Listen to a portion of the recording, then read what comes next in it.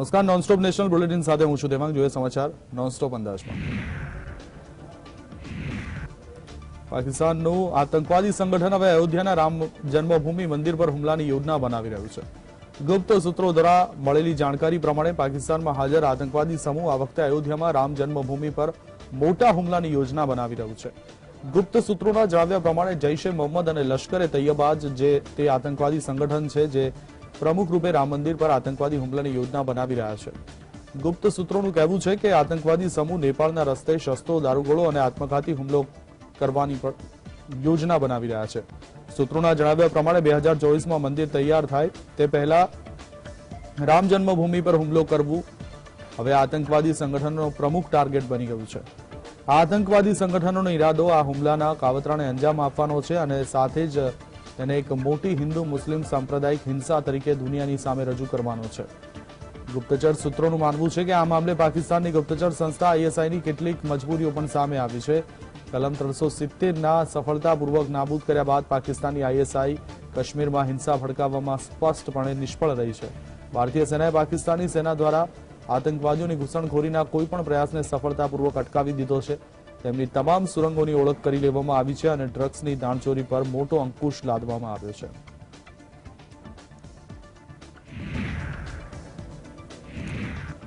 આતંકવાદીઓનો મુકાબલો કરવા માટે CRPF હવે જમ્મુ અને કાશ્મીરના ગ્રામજનોને હથિયારોની ટ્રેનિંગ આપી રહ્યું છે. જમ્મુ કાશ્મીરના રાજૌરીમાં આતંકવાદીઓની મોટી ટાર્ગેટ કિલિંગ બાદ સરકારે આ મોટો નિર્ણય લીધો છે.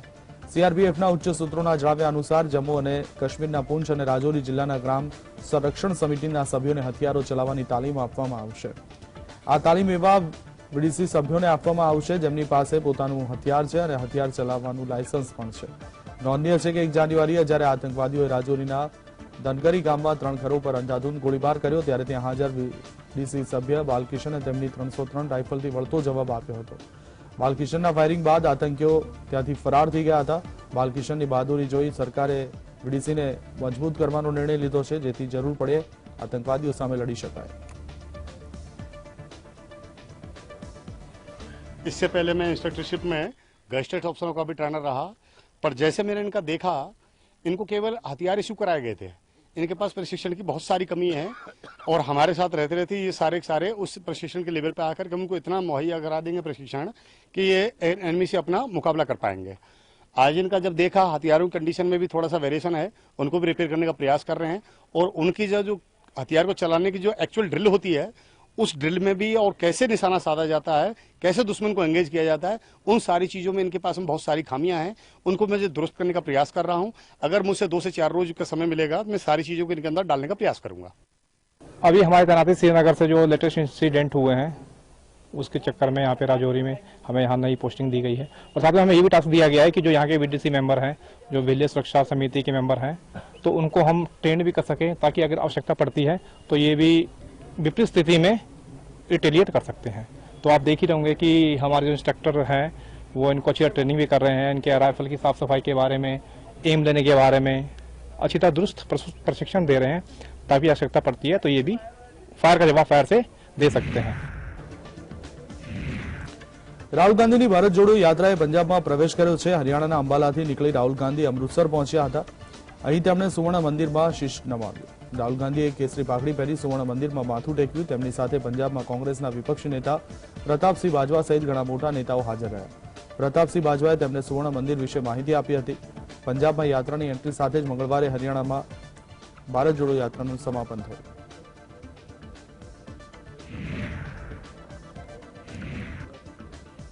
ભાજપના રાષ્ટ્રીય મહાસચિવની એક મહત્વપૂર્ણ બેઠક દિલ્હીમાં પાર્ટી હેડક્વાર્ટરમાં મળી હતી.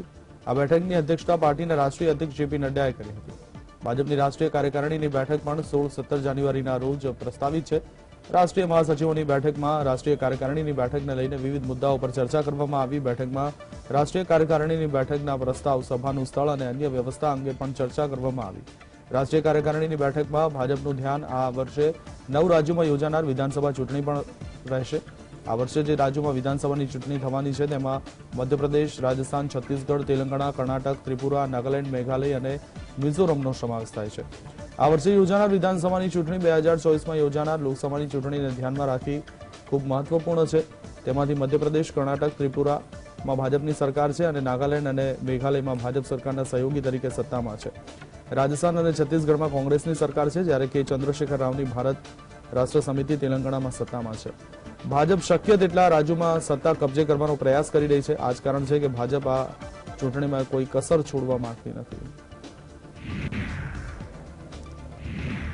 ભારતીય સેના વિરુદ્ધ ટ્વીટ કરવાના મામલામાં જવાહરલાલ નહેરુ યુનિવર્સિટીની પૂર્વ વિદ્યાર્થીની શહેલા રશીદની મુશ્કેલી વધી ગઈ છે. દિલ્હીના ઉપરાજ્યપાલ વીકે સક્સેનાએ જવાહરલાલ નહેરુ યુનિવર્સિટી સ્ટુડન્ટ યુનિયનની પૂર્વ વાઇસ પ્રેસિડેન્ટ અને આઈસાની સદસ્ય શહેલા રશીદ સામે કેસ ચલાવવાની મંજૂરી આપી દીધી છે. એલજી ઓફિસ દ્વારા જણાવવામાં આવ્યું છે કે વિભિન્ન સમૂહો વચ્ચે શત્રુતાને પ્રોત્સાહન આપવાના ઉદ્દેશ્યથી ભારતીય સેના વિશે બે ટ્વીટ કરવા બદલ શહેલા રાશિદ પર કેસ ચલાવવામાં આવશે. નોંધનીય છે કે શહેલા રાશિદ પોતાના વિવાદાસ્પદ નિવેદનોને કારણે સતત ચર્ચામાં રહે છે. 18 ઓગસ્ટ 2019ના રોજ તેણે ભારતીય સેનાને લઈ ઘણા વિવાદાસ્પદ નિવેદન આપ્યા હતા.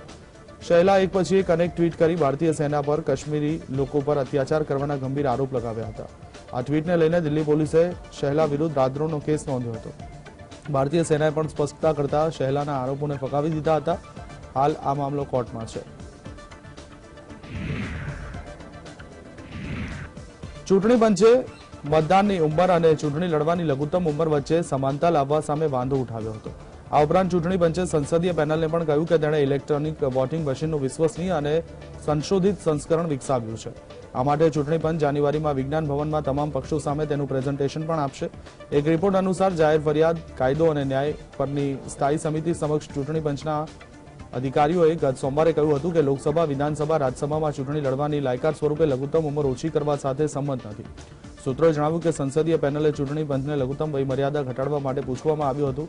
સૂત્રોના જણાવ્યા મુજબ સંસદીય પેનલે ચૂંટણી પંચને પૂછ્યું હતું કે શું લોકસભા અને વિધાનસભાની ચૂંટણી લડવાની લઘુત્તમ ઉંમર 25 થી ઘટાડી 21 વર્ષ કરી શકાય છે, જ્યારે ઉચ્ચ સદન માટે તે 30 થી ઘટાડી 25 કરી શકાય છે. આ પ્રસ્તાવ 1998માં પણ પોલ પેનલને મોકલવામાં આવેલી કેટલીક સુધારા દરખાસ્તોનો એક ભાગ હતો. જોકે ચૂંટણી પંચે સંસદીય પેનલને જણાવ્યું હતું કે તે મતદાનની વય અને ચૂંટણી લડવા માટેની લઘુત્તમ ઉંમર વચ્ચે સમાનતા લાવવા માટે સંમત નથી.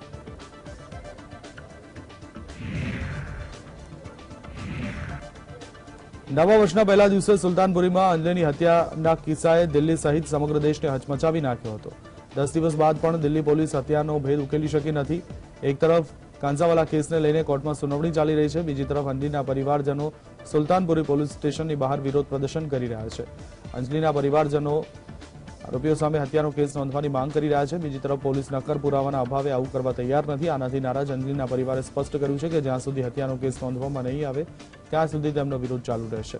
બીજી તરફ નિધિ અંજલિ સિંહ પર દારૂ પીવાનો આરોપ લગાવ્યો છે અને કહ્યું છે કે નશામાં હોવા છતાં અંજલિ સ્કૂટી ચલાવવા માંગતી હતી.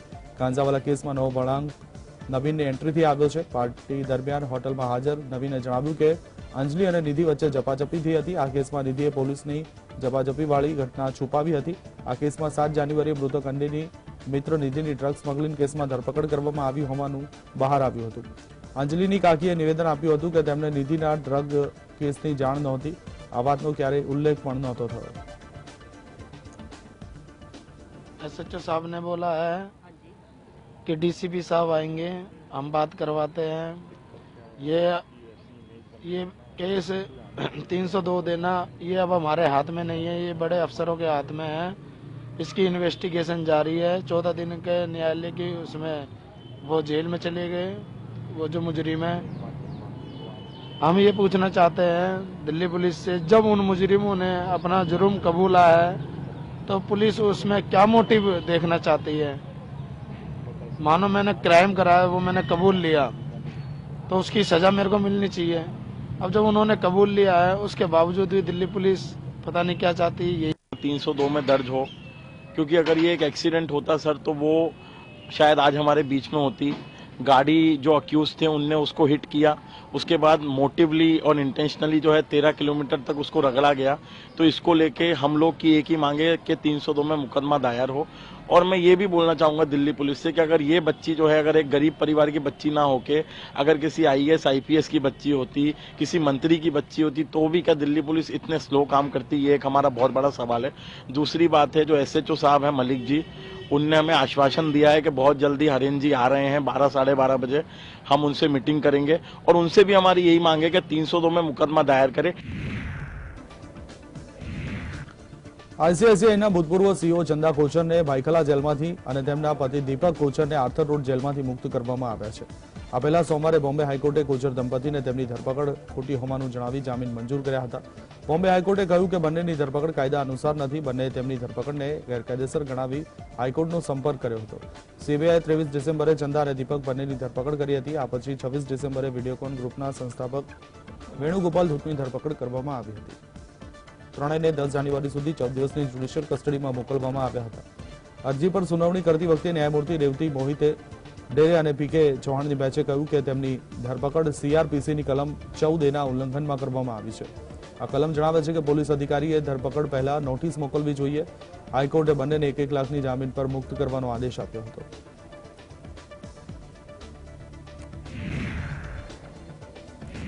ઉત્તરાખંડના જોશીમઠમાં ભૂસ્ખલનની ઘટના પછી તુરંત ઇમારતો ખાલી કરાવવાની પ્રક્રિયા હાથ ધરાઈ છે. ખતરાના આધારે જોશીમઠને 3 ઝોનમાં વિભાજિત કરાયું છે. ડેન્જર, બફર અને સંપૂર્ણ સુરક્ષિત એમ 3 ભાગમાં વહેંચીને બચાવ કામગીરી હાથ ધરાઈ છે. રાજ્ય સરકારની સમિતિએ અહેવાલ સોંપ્યો તે પછી આ નિર્ણય લેવાયો હતો. અત્યાર સુધીમાં 4000 લોકોને સલામત સ્થળે ખસેડવામાં આવ્યા છે. ઉત્તરાખંડના મુખ્યમંત્રી પુષ્કર ધામીના સચિવ આર મીનાક્ષીએ કહ્યું હતું કે સરકારે સર્વેક્ષણ કરાવીને વિવિધ ઝોન ઓળખી કાઢ્યા છે. જે ઇમારતોમાં તિરાડ પડી છે અને ભૂસ્ખલનની કે ભેદી હિલચાલ થઈ રહી છે તેને ડેન્જર ઝોન ગણી સ્થળાંતરનું કામ શરૂ કરાયું છે. જે ઇમારતો જર્જરિત થઈ ગઈ છે તેને તાત્કાલિક તોડી પાડવામાં આવશે. બફર ઝોન એને ગણાવાયો છે જે હાલ પૂરતો સુરક્ષિત છે, પરંતુ ભવિષ્યમાં અત્યારના ડેન્જર ઝોન જેવી સ્થિતિ સર્જાઈ શકે છે. ભવિષ્યના ખતરાને ધ્યાનમાં રાખીને એ વિસ્તારમાં પણ સરકાર લોકોને સુરક્ષિત સ્થળે ખસેડશે. સુરક્ષિત ઝોનમાં કોઈ ખતરો મંડરાતો દેખાતો ન હોવાથી એ વિસ્તારમાં હાલ કોઈ ચિંતા નથી. कुछ आदेश नहीं मिला, वो लिखित में कुछ नहीं है, खाली अपने मौखिक में बता रहे यहाँ से भागो. 5 तारीख को हमको यहाँ से भगाए उन्होंने, उधर हटो यहाँ रहने लायक नहीं है कह के. फिर आज पता चल रहा सुबह बच्चों ने कहा आर्टिकल में ऐसा आ रखा कि होटल को तोड़ दे रहे कह के. हम क्या करें. આદિગુરુ શંકરાચાર્યના તપસ્થળ જોશીમઠમાં આફતથી લોકો દુઃખી છે. વહીવટીતંત્ર લોકોને સુરક્ષિત ઘરોમાંથી રાહત શિબિરોમાં ખસેડી રહ્યું છે. પોતાના વડવાઓએ બાંધેલા અને પોતાની બચતથી બાંધેલા સપનાના ઘરો છોડીને લોકો ભાવુક થઈ રહ્યા છે. ભારે અહીંયા લોકો ઘરનો સામાન ખભા પર રાખી કેમ્પ તરફ આગળ વધી રહ્યા છે, પરંતુ મનોહર બાગ વોર્ડમાં કુળદેવી તેમના મૂળ સ્થાનેથી શિફ્ટ થવા તૈયાર નથી. અહીં રહેતા ચંદ્ર વલ્લભ પાંડેના ઘરમાં બનેલા કુળદેવી મંદિરમાં પણ મોટી તિરાડો પડી ગઈ છે. ચંદ્ર વલ્લભ ઘરની બહાર નીકળી ગયા છે. તેઓ વહીવટીતંત્રના રાહત શિબિરમાં ગયા છે. તે દરરોજ મંદિરમાં પૂજા કરવા આવે છે. તે કહે છે કે તેણે દેવીને મંદિરમાંથી પણ ખસેડવાની કોશિશ કરી, પરંતુ દેવી પોતાનું મૂળ સ્થાન છોડવા તૈયાર નથી. क्यों बनाते थे यहाँ के लोग इतना घर, इतने बड़े बड़े घर क्यों बनाते थे. पहले सबके मिट्टी के घर थे, सबने अपने कमाई की तो ये घर बनाई. और मेरी शादी हो गई थी 19 साल में. मेरी माँ को इस समय 80 साल है. भैया लोग मेरे, एक भैया बड़ा भैया मेरा टीचर है. तो कितने सालों से ये घर है आपका? ये हमारी ये घर 60 सालों से है. 60 साल से जी. बिल्कुल होटल बिल्कुल सॉलिड है, लेकिन जहाँ जनता की बात है तो उसके लिए तोड़ लीजिए. कम से कम मुझे नोटिस दिया जाना चाहिए, मेरे आर्थिक मूल्यांकन कर दिया जाना चाहिए. और मुझे यहाँ काहे को रोक रहे हैं? मेरे परिवार को यहाँ मारने के लिए रोका जा रहा है कि हमको छोड़ दीजिए, हम चले जाते हैं अपना. तो ये मेरा आग्रह. मैं तो जनजाति का भी आदमी हूँ. मेरे तो देखिए जनजाति के आज प्रॉपर्टी पे छेड़खानी किया जा रहा है, लेकिन कोई बात नहीं, उसके बावजूद भी जनहित में मैं तैयार हूँ. मुझे मेरी आग्रह है शासन प्रशासन से मेरी आर्थिक मूल्यांकन किया जाए और मुझे निपटा दिया जाए. यहाँ से हम चले जाते हैं, हमने क्या करना सर. यहाँ સુપ્રીમ કોર્ટે જોશીમઠ કેસ પર તાત્કાલિક સુનાવણી કરવાનો ઇનકાર કર્યો છે. સુપ્રીમ કોર્ટે હવે આ અંગે સુનાવણી માટે આગામી તારીખ 16 જાન્યુઆરી આપી છે. સુપ્રીમ કોર્ટે કહ્યું કે દરેક મામલામાં સુપ્રીમ કોર્ટમાં આવવાની જરૂર નથી. લોકતાંત્રિક રીતે ચૂંટાયેલી સંસ્થાઓ આના પર કામ કરી રહી છે. નોંધનીય છે કે જોશીમઠ કેસમાં સ્વામી અભિમુક્તેશ્વરાનંદ સરસ્વતી વતી અરજી દાખલ કરવામાં આવી હતી. સોમવારે અરજદારના વકીલે આ મામલે તાકીદે સુનાવણીની માંગ કરી હતી, જેના પર ચીફ જસ્ટિસ ડીવાય ચંદ્રચૂડ અને જસ્ટિસ પીએસ નરસિમ્હાની બેન્ચે જણાવ્યું હતું કે યોગ્ય પ્રક્રિયાને અનુસર્યા પછી મંગળવારે ફરી અરજીનો ઉલ્લેખ કરો. અરજીમાં દાવો કરવામાં આવ્યો હતો કે જોશીમઠમાં ભૂસ્ખલન મોટાપાયે ઔદ્યોગિકરણને કારણે થયું હતું અને ઉત્તરાખંડના લોકોને તાત્કાલિક નાણાકીય સહાય અને વળતરની માંગ કરવામાં આવી હતી.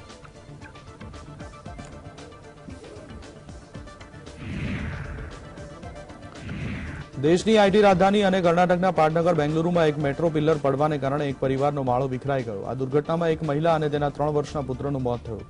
બાઇક ચલાવી રહેલ વ્યક્તિ અને તેની પુત્રીને ગંભીર ઇજાઓ થતા હોસ્પિટલ સારવાર ચાલી રહી છે, જ્યારે આ પરિવાર નિર્માણાધીન મેટ્રો સ્ટેશન પાસેથી બાઇક પર પસાર થઈ રહ્યો હતો તે સમયે આ દુર્ઘટના બની.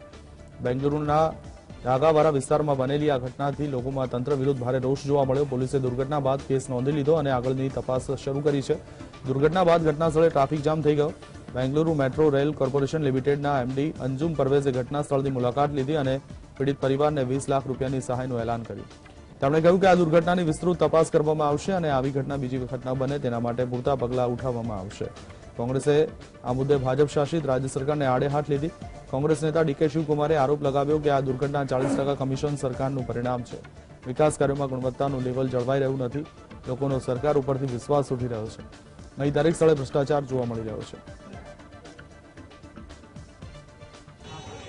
See, if I do the report, there will be always a doubt about the report, that I have done an internal report and we have fabricated that report. So to avoid that possibility, we want a reputed agency who can come and give their input so that the report will be perfect and nobody can question that report. So the opposition is saying because the 40% commission is being I demanded from cannot- contractors, I they are cannot- compromising on the quality or No, standard of the I work. told you in the It is beginning- not a question of structure. Everything See, I is, told you in you the know the beginning, technical as far expertise. as the Because of the quality is commission, this is not concerned, happening. in BMRCL, you can ask anybody in Bangalore. The quality is very high standard. We don't compromise anything on the quality.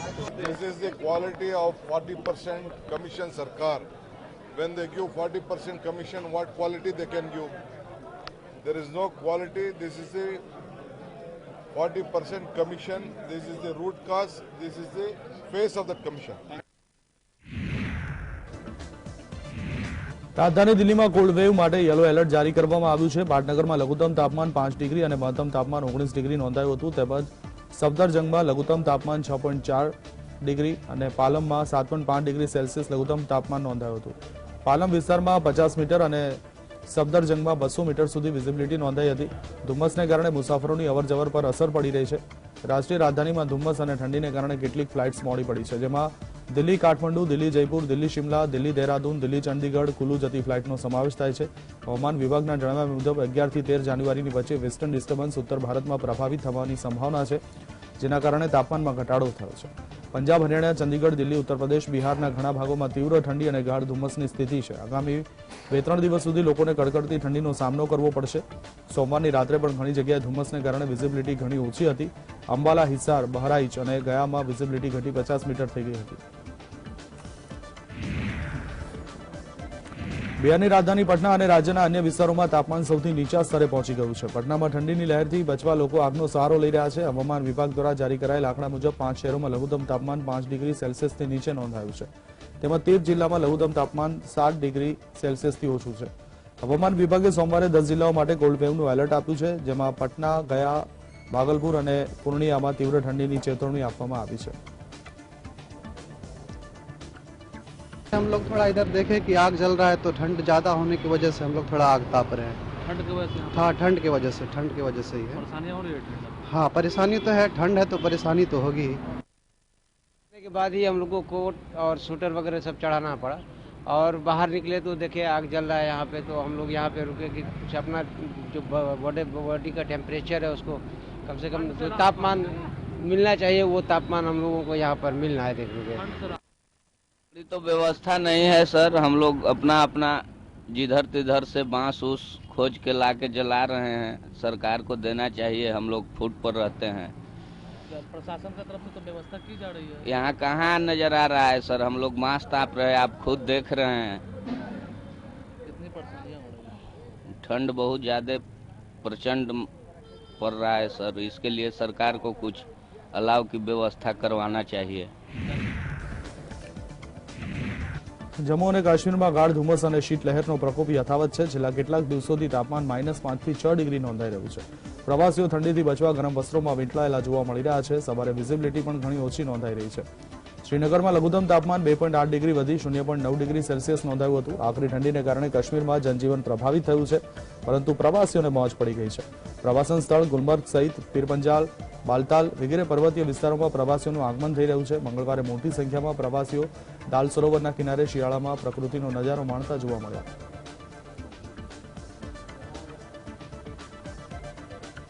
बहुत ही बढ़िया लग रहा है और एकदम नया experience है ये हमारा। सर्दी कितनी सर्दी के लिए सर्दी कितनी है? बहुत ही ज्यादा सर्दी है। अभी हमने वेदर पूछा था माइनस में है, बहुत ही ज्यादा। तो एंजॉयमेंट हो रही है? हाँ, बहुत ही ज्यादा एंजॉयमेंट कर रहे हैं। चाहोगे कि ज्यादा से ज्यादा यहाँ पे टूरिस्ट आ जाए, क्योंकि यहाँ पे विंटर में भी हमारा टूरिज्म बहुत पीक होता है।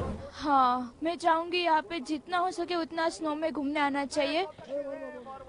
स्नो में घूमने आना चाहिए, बहुत अच्छा रहेगा। यहाँ पे स्नोफॉल भी बहुत अच्छी हो रही है। बहुत एंजॉय कर रहे हैं और यहाँ पे बहुत सर्दी है और तापमान भी माइनस चल रहा, नीचे नीचे गिरता हुआ ऐसा लगता है और सबको यहाँ बहुत मजा आ रहा है। और मैं इसलिए सब शिकारे वाले हैं, सब जो हाउस बोट वाले हैं, वो सबको भी किराए उसको भी रोजी रोटी मिले और हम भी एंजॉय करें, और इसलिए हम गुजरात से हम यहाँ तक आए हैं।